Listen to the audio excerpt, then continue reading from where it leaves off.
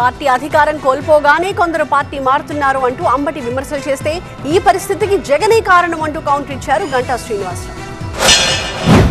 పోతే వెళ్ళిపోయే వాళ్ళు మనం ఏమంటాం చెప్పండి. వెళ్ళడం మంచిది కాదు. ఎండిన చెట్టే చిగురిస్తుంది, అప్పుడు నీడ వస్తుంది.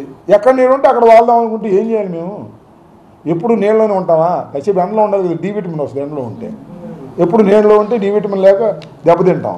అందుకని అధికారం పోతూ ఉంటుంది, వస్తూ ఉంటుంది. ఇది ఒక అలా అలా మారుతూ ఉంటుంది. దాన్ని గమనించాలని కూడా ఈ సందర్భంగా నేను చెప్పదలుచుకున్నాను.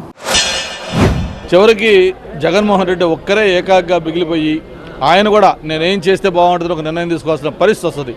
దీనికి ప్రధాన కారణం కర్త కర్మ క్రియ అన్నీ కూడా జగన్మోహన్ రెడ్డి.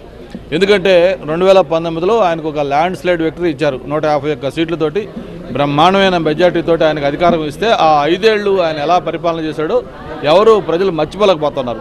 అది గుర్తిస్తే ఒక నైట్ మేర్ లాగా అందరూ ప్రజలు భావిస్తూ ఉన్నారు. అందుకే అటువంటి తీర్పు మొన్న 11 సీట్లకు ఇవ్వడం జరిగింది.